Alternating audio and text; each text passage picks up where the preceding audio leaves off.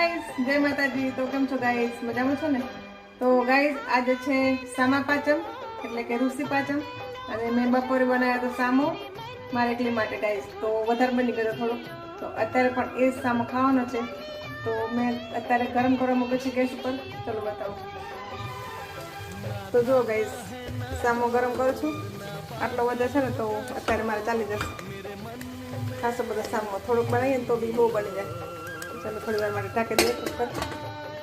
તો ગાઈસ એવું છે ને કે સામો થોડોક જ બનાવીએ ને તો બહુ બધો થાય। મેં મારા માટે જ બનાવ્યો થોડોક, પણ ખાસો થઈ ગયો। બપોર મેં થોડુંક ખાધું અને અત્યારે ગરમ કરીને પછી જ ખાવાનું છે, કેમ કે સામા પાંચમના દિવસે બીજું કોઈ રોટલી શાક કે દાળ ભાત કશું ન ખવાય, શાકભાજી કશું।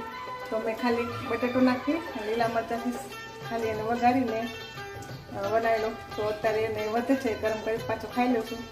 તો ગાઈસ